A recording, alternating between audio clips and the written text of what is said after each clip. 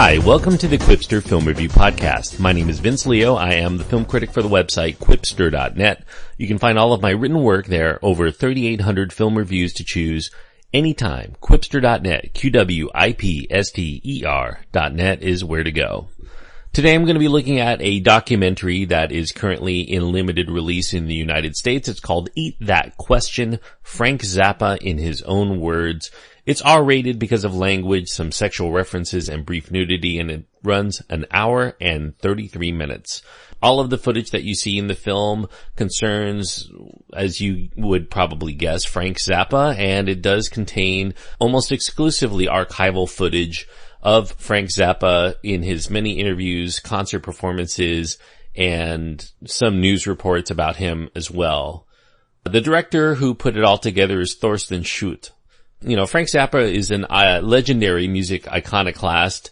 The title of this film says that it is in his own words, and so it is. It excerpts snippets done mostly chronologically throughout his career from several insightful interviews that he had done in his relatively short lifetime, as well as rare concert footage of his solo work, as well as with his backing band, the Mothers of Invention. Eat That Question likely won't go down as the definitive take on Zappa's life, because it's only concentrating more on his public appearances, but I do think it definitely makes for an interesting, thoughtful, funny, irreverent, and erudite one for those viewers who have a special interest in Zappa's views on music and politics, as well as for an easy introduction to this nonconformist man behind some very unconventional music. Eat That Question offers a lot of that archival footage. A lot of this has been seen before. If you're a Frank Zappa fan, surely you have seen some of these interviews, whether on YouTube or other places. You have various interview sessions that Zappa did for television, and it combines this with clips from some of his own personal movies, as well as a number of his stage performances in front of crowds that are both welcoming and some that are a bit skeptical to what they're seeing on the stage. Some of the delights include a very clean-cut, younger Frank Zappa improvising music to an audience who clearly don't get it. On the Steve Allen Show, he's using drumsticks and a bicycle in order to create this kind of what some would consider a cacophonic form of music. That was done back in 1963. You can go to YouTube and just search for Steve Allen Show Zappa, and you can find the very funny footage there where the witty host, Steve Allen, praises Zappa for his far-sighted courage to push the boundaries of his artistic expression, while also quipping at the end of it to not ever perform that music around him again. We also get some insightful footage of Zappa's testimony to Congress during the 1980s. He took on, straight on, the PMRC led by Tipper Gore's proposal to put warning labels on the music of objectionable content to protect younger ears. He basically fought back on trying to clamp down on his artistic freedom and those of other artists in the industry, feeling that there's no such thing as a bad word anyway. So why do we have to put a label stating that any of the things that he says or does should be objectionable? He maintained that the objection should be toward the label itself. Zappa would appear on the contentious CNN political talk show Crossfire in 1986. We see some of that footage in this film. We see him proclaiming his anti-union conservative viewpoints, although I don't know that conservatives would embrace him because he had a strong dislike of the Reagan-Bush administration and really most government officials in general. So he is anti-government like conservatives, but he also hated the conservatives that were in power.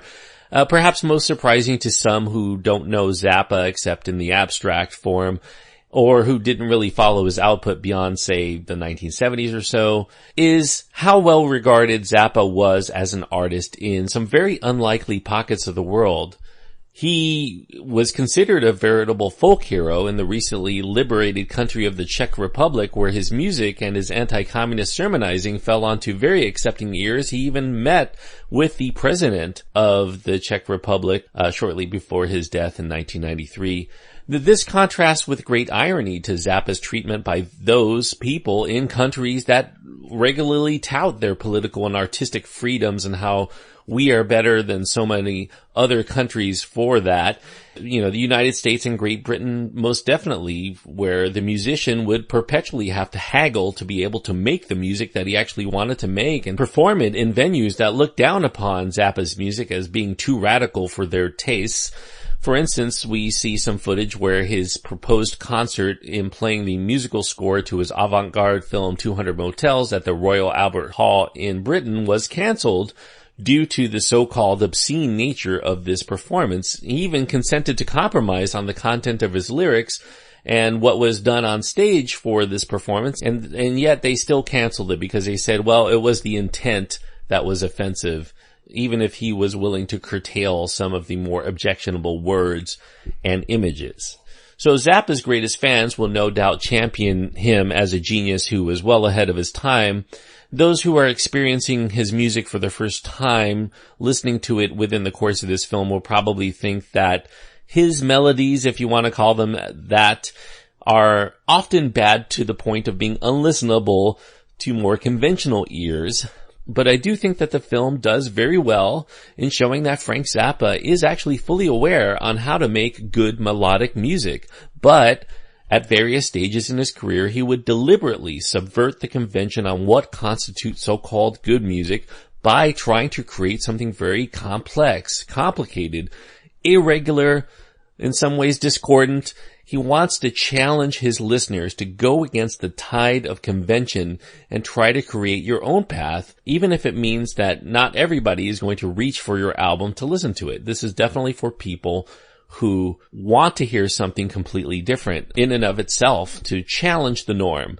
Now, not everybody is going to choose to follow Zappa or anybody else, but those who do challenge the iconoclasts of the world are often rewarded with the answer that one can and should question societal pressures and governmental pressures and artistic pressures of corporate industries, and to resist being easily labeled for marketable appeal. Journalists regularly try to pigeonhole Zappa as part of the hippie movement, probably more because of his long hair than his sometimes conservative views on politics. And unlike the hippie movement, he claimed to rarely even use mild drugs like pot, and certainly his anti-union stance was considered to be quite conservative for its time. And, you know, the music industry and the media were increasingly perplexed by this very charismatic and quotable, not always easygoing, especially in interviews, Frank Zappa. They just didn't know what to do with him or to say about him. And you could see all of the discomfort in the people who were actually trying to interview him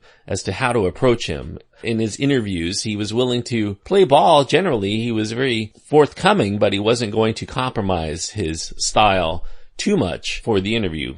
You know, Frank Zappa would die in 1993, very short, 52 years on Earth, due to pancreatic cancer, and we see him in some of his later, less healthy years, and some very insightful philosophizing about how he would like to be remembered, which was basically, he doesn't really care about whether he's remembered or not, but his reasons why are very interesting, and I think that very poignantly underlines what Frank Zappa really is all about, which is he cared about breaking boundaries, and he didn't really care about how people felt about it, or him in general. So as a film, I think Eat That Question is more like a patchwork quilt than it is a finely woven tapestry. This is very, I won't say that it's slapped together, but it doesn't have a narrator. It's not really capped off by themes. It's in kind of chronological order, and you can kind of see some of the contradictions in his own attitudes at times over life. So it doesn't really strike home that point, and it is very pro-Zappa.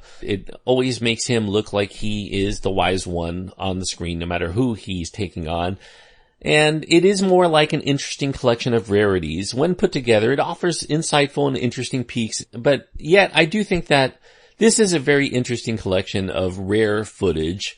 And when it's all put together, it does offer a very insightful and interesting peek into this mind of this also insightful and interesting man. So if you've always found the eternally eccentric Frank Zappa's musical output to be a little too hard on your ears in the past, I would say watch this film and then take a listen again, because you'll have new knowledge that great art should push you out of your comfort zone. And perhaps only once you're outside of that comfort zone can you gain a different perspective that you'd never otherwise have had while trying to perceive the world within this shielded bubble of conventional society that Frank Zappa so earnestly railed against. I'm giving Eat That Question, Frank Zappa, in his own words, a very strong 3.5. I was almost tempted to give it a 4-star review, but I just fall short of that. It was right on the borderline, and my rule of thumb is to give the lower rating on a first-time watch. So 3.5 stars is going to Eat That Question.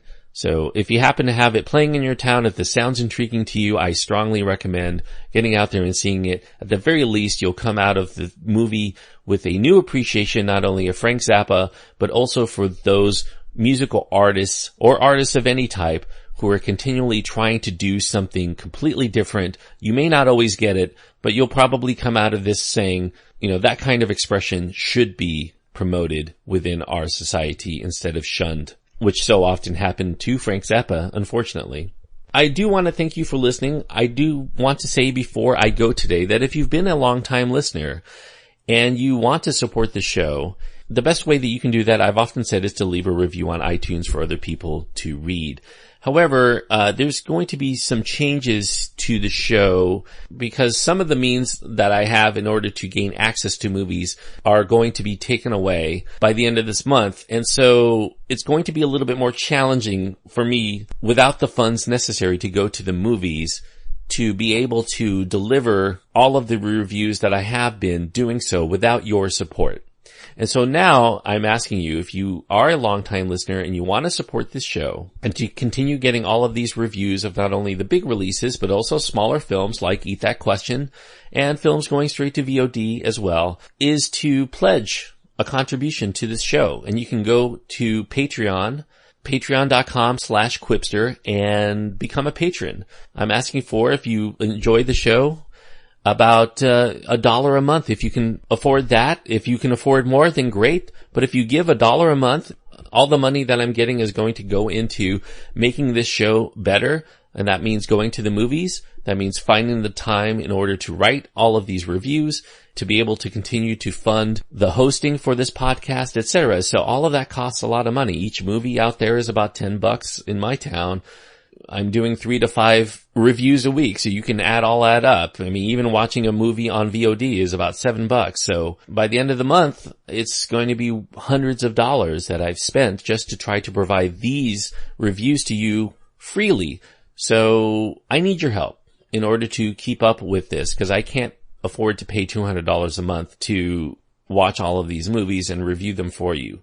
So if you want to keep up the quality of this podcast, I encourage you to please check out patreon.com/Quipster, become a patron, and I will thank you on the air. And certainly if you become a patron, I consider you like a producer for this show, and you will be able to contact me and let me know what you think, what direction my show should take, maybe even give me some advice as to what films I should be reviewing. I will definitely listen to you. So patreon.com/Quipster, please help the show out, and I'll continue to deliver this to you.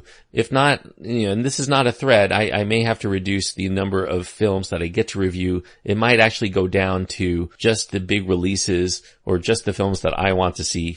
That's probably maybe half, maybe even a quarter of what I'm doing now. So I'd hate to see that happen, because I feel like we're really building to something really good here. And so I hope that you will support me and become a patron. Patreon.com/Quipster. QWIPSTER is how to spell that. Thanks everyone for listening. Go to quipster.net if you want to find out more information about my reviews, and click the subscribe button if you haven't already, and you'll continue to get all of my reviews downloaded, hopefully throughout the course of this year and many years to come, if you are able to support it. Until next time, I hope that you enjoy your time anytime you get to go to the movies, and if Eat That Question is playing in your town, whether now or sometime soon, I think that you will enjoy your time if you get out to see that one.